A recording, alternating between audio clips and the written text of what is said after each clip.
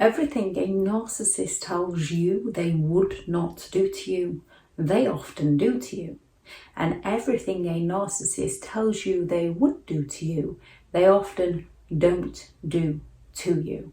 When it comes to narcissistic people, they can say many words and many sentences that are everyday words and everyday sentences that plenty of people use. However, when it comes to a narcissist, there's that subtle manipulation behind it. So this video is about several lies that a narcissist will tell you that can be rationalized and justified within your own mind as being normal, so that the narcissist can influence you into believing in them and not seeing the real them.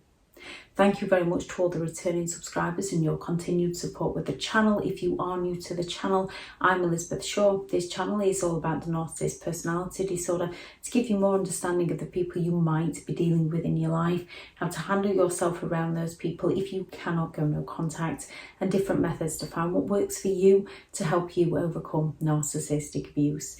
If you do find the information helpful on the channel, please do subscribe. So when it comes to a narcissist claiming they would never do something to you, you often find later down the line that they do the exact thing that they said they'd never do. So when a narcissist claims that they would never cheat on you, they would never want to disrespect you in that way. If they felt a need to cheat on somebody within a relationship, they would leave that relationship before they ever cheated on somebody. We believe in them because we wouldn't cheat on somebody. We trust that they are telling us the truth. However, they just want to influence us into trusting them. And then when they do cheat on us, they can turn around and say, I told you I'd never cheat on you. However, when it comes to a narcissist, they're seeking a source of supply. So when they aren't getting the supply they require from you, they seek to get that supply elsewhere. And as they are the self-entitled hypocrites, they can treat you one way, the do as I do and not as I say. And if you treat them in the same way, they get offended. So, for example, if they fall silent on you, that's okay. They're allowed to fall silent on you. They're allowed to cause you that inner turmoil and that pain, and you need to do all you can to work harder to please them. However, if they do something that offends you and you try and approach it, and it always ends up in an argument, so you end up falling silent on them because they've hurt your feelings, and you know there's no point in talking to them because it ends up in an argument, so you fall silent on them. They're going to be offended that you've fallen silent on them, so they're going to go and seek that attention elsewhere. And then when you go and ask them about this, they're either going to deny all knowledge, or if you have facts and evidence, they will say, well, if you hadn't have done this, then I wouldn't have done that, because they're always looking to pass the blame over to somebody else. When a narcissist claims that they would never hurt you, now most of us would never intentionally hurt another person. However, we can all potentially hurt someone unwittingly, not meaning to. And when we do, we would recognise that we've hurt them and make it up to them and learn from our mistake and not do it again. A narcissist will just turn around and say, I said I'd never hurt you. I'm never going to hurt you. It's your fault your feelings got hurt. This is down to you, not me. A narcissist will go all out to downplay any negatives that they do and exaggerate any mistakes that you make. Any flaws, anything from your past, they will latch onto and exaggerate to make you feel bad, while they downplay their behaviour to make themselves feel better. And what a narcissist says they will always do, they will rarely do. So when a narcissist turns around and claims that they will always love you, they leave out the clause of as long as you do whatever they want you to do. And as soon as you show them that you're human, that you make mistakes, that you have needs of your own, they no longer love you because they're not getting their needs met. It's the lack of object consistency which most people develop in early childhood. So with their primary caregiver, even when there is conflict or disagreements or distance, they still care for that other person. Somewhere along a narcissist childhood, they lose this or they bury it deep due to some form of trauma. So when there is conflict or distance or disagreements, they simply cut off the empathetic skills to still care about that person, and they often seek to punish that person that they believe has turned against them. And it can be down to somebody not messaging them at the right time to ask them if they've had a good day. They can just get offended. Or if you do message them to ask them if they've had a good day, they can get offended that they were busy and you shouldn't be bothering them. So you cannot win with a narcissist. What works one day will not work the next. They are highly unpredictable people, yet very predictable once we recognise what we're dealing with. A narcissist might come at you in the early days and claim they've never met anybody like you before, and this is to influence you into falling in love with them. A narcissist is going to idolise you. They're going to mirror you. They're going to sell you all your dreams. They're going to claim they want the exact same things with you. They're going to future fake with you and build that future of your dreams, claiming that they want the same things as you. So when they say to you, I've never met anyone like you before, you can often think, wow, well, I've never met anyone like you before, because no one's ever wanted the same things, all the same things as me. There's usually some sort of difference there. No one's ever got me quite like you have, because they're mirroring you and selling you back to yourself. So when they say I've never met anyone like you, we can often believe them because we're not seeing who they truly are. We're seeing who they're selling themselves to be, and they're selling themselves to be us, to exploit us. Because we love and care about them, we believe they want the same things as us. We don't want to let them down. We don't want to hurt them. So we work harder and harder and harder to make it work with them, not realising they're working against us. We're only friends with a narcissist.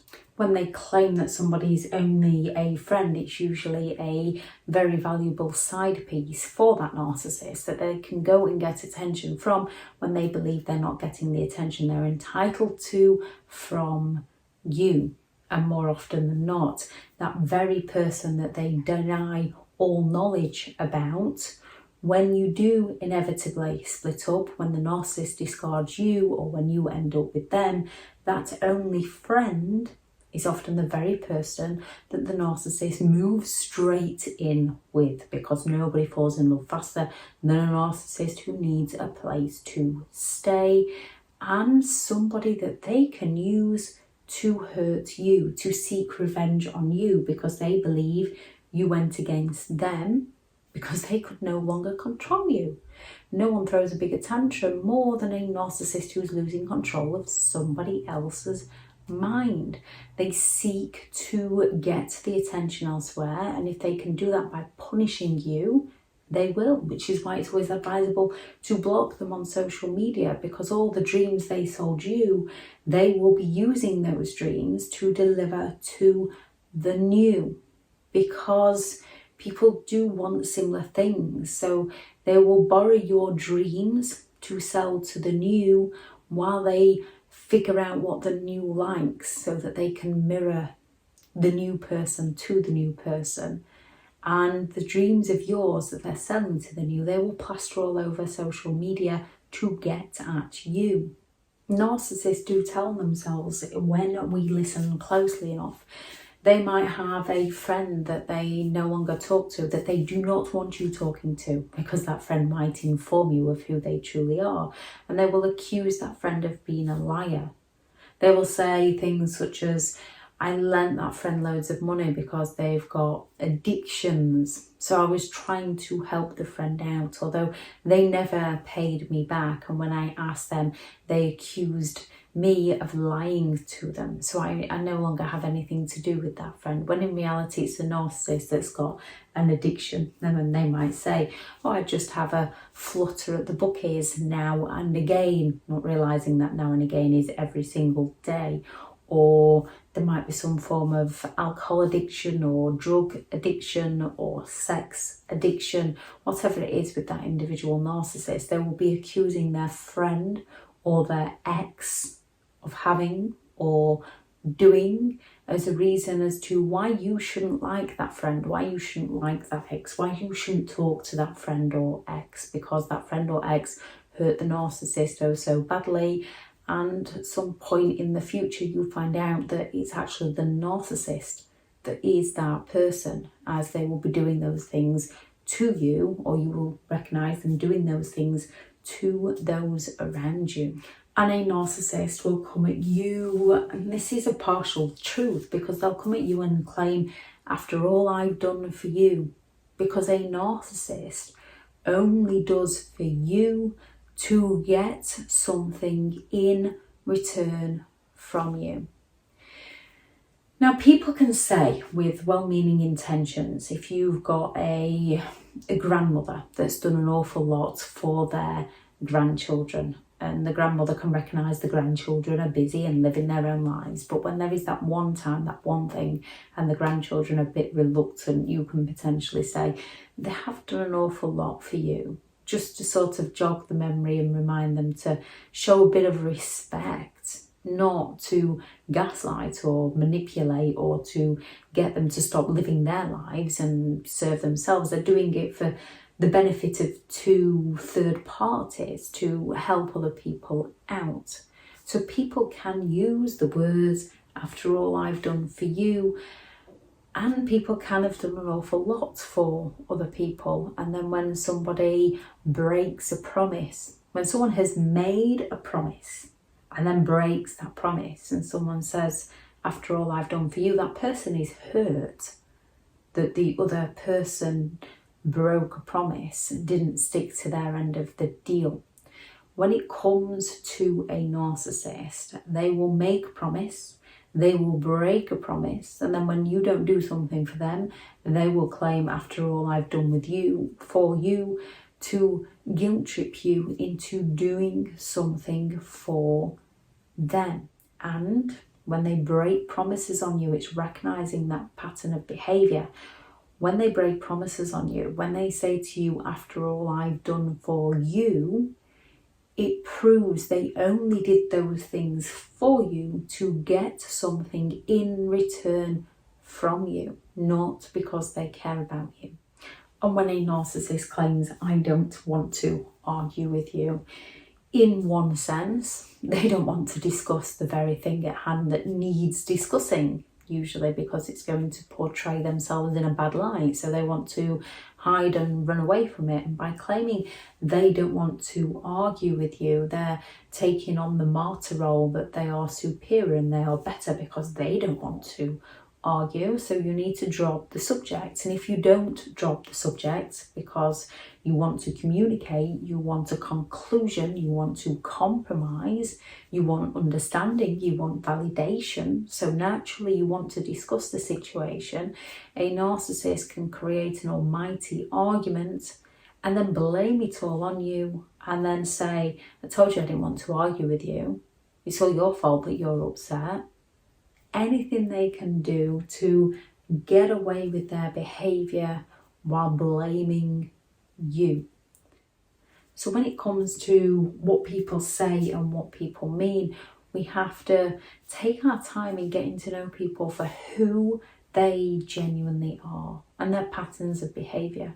Because yes, people can make mistakes and we can forgive a mistake. However, if they repeat that mistake, they didn't learn from it the first time. The more we forgive them, the worse their behaviour will get because they learned that they could get away with it.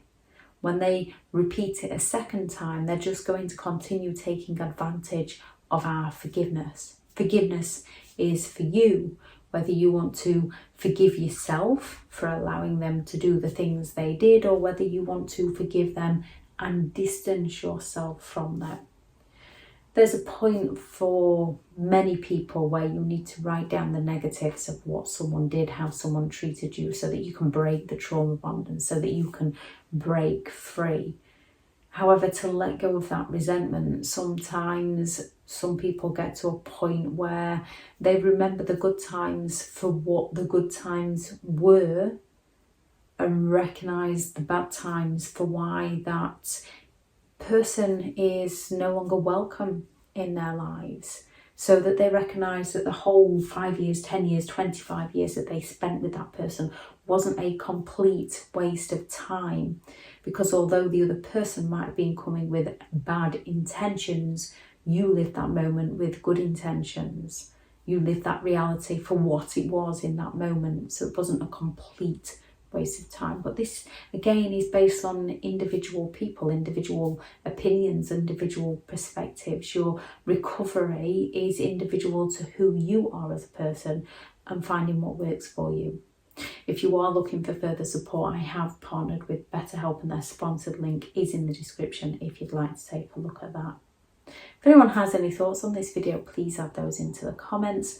Go out there, create the day that you deserve, because you do deserve to have an amazing day. Bye.